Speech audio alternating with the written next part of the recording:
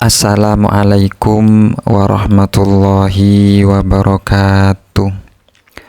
Alhamdulillah, wassalatu wassalamu ala rasulillah, Sayyidina wa maulana Muhammad ibn Abdillah, wa ala alihi wa sahbihi wa man tabi'ahu wa mawalah.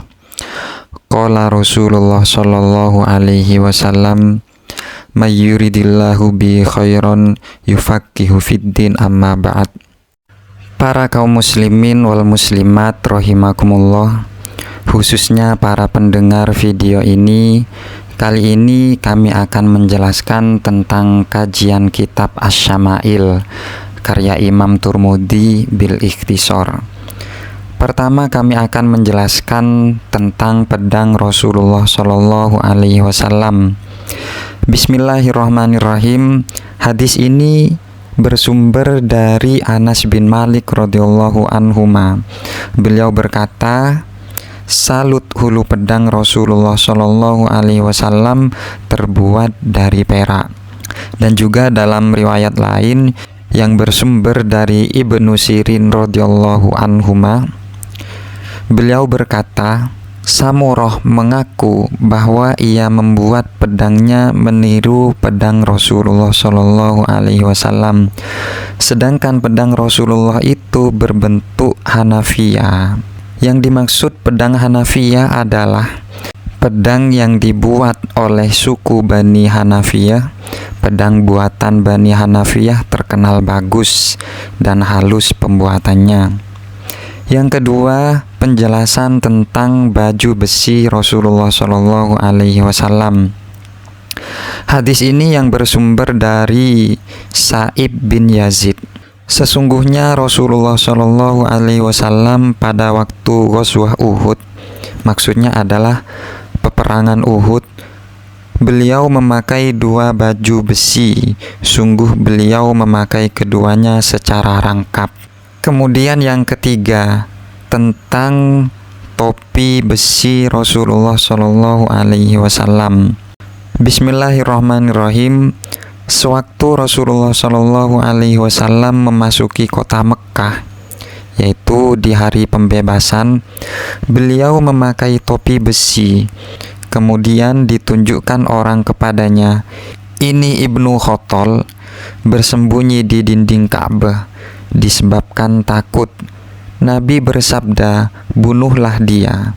Diriwayatkan oleh Qutaibah bin Sa'id dari Malik bin Anas dari Ibnu Syihab yang bersumber dari Anas bin Malik radhiyallahu anhuma.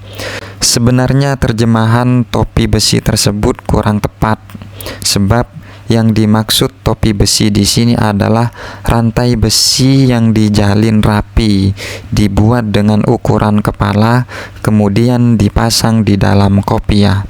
Ibnu Khattal adalah seorang dari 4 penjahat yang amat memusuhi Islam dan tidak mendapatkan pengampunan umum dari Rasulullah Shallallahu Alaihi Wasallam. 3 lainnya adalah Huwairis bin Nuqaid, Abdullah bin Abi Saroh, dan Muqais bin Sababah. Namun sebelum eksekusi, Abdullah bin Abi Saroh masuk Islam. Dengan demikian Abdullah bin Abi Saroh selamat dari hukuman. Kemudian penjelasan yang nomor 4 tentang surban Rasulullah Shallallahu Alaihi Wasallam. Nabi Muhammad Shallallahu Alaihi Wasallam memasuki kota Mekkah pada waktu pembebasan kota Mekkah. Beliau memakai surban hitam.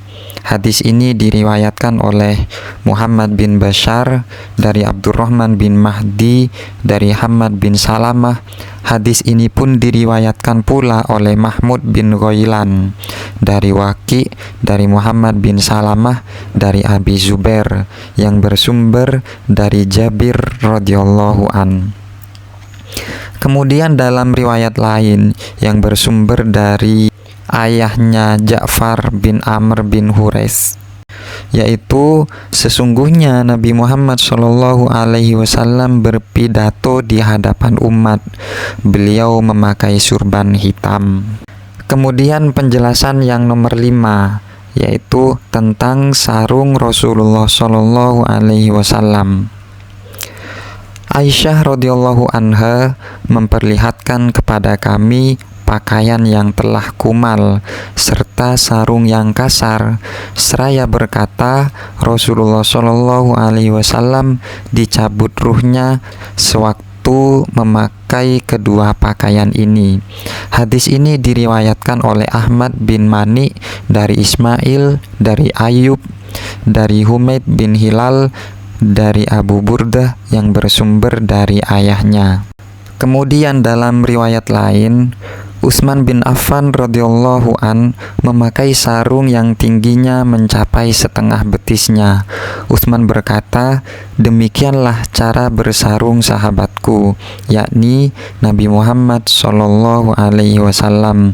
Hadis ini diriwayatkan oleh Suwaid bin Nasr dari Abdullah bin Al-Mubarak, dari Musa bin Ubaidah, dari Ayas bin Salamah bin Al-Aqwa yang bersumber dari ayahnya.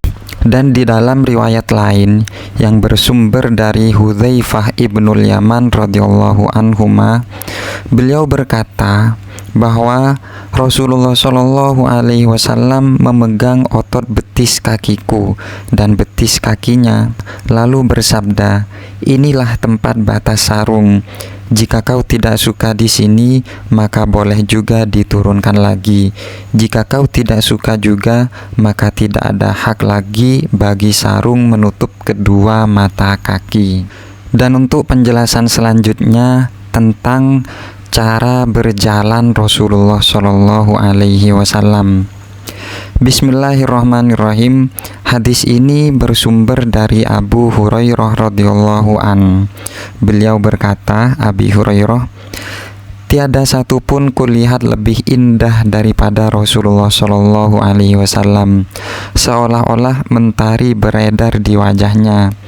Juga tiada seorang pun yang kulihat lebih cepat jalannya daripada Rasulullah Shallallahu Alaihi Wasallam, seolah-olah bumi ini dilipat-lipat untuknya. Sungguh kami harus bersusah payah melakukan hal itu, sedangkan Rasulullah tidak memperhatikan.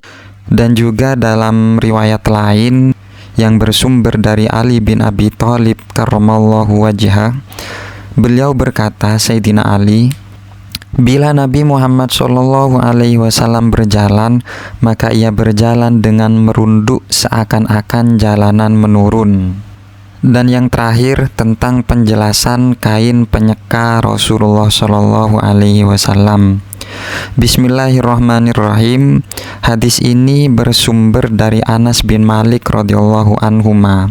Rasulullah Shallallahu Alaihi Wasallam sering menyeka, dalam artian minyak di kepalanya, seakan-akan kain penyeka kepalanya seperti kain penyeka tukang minyak.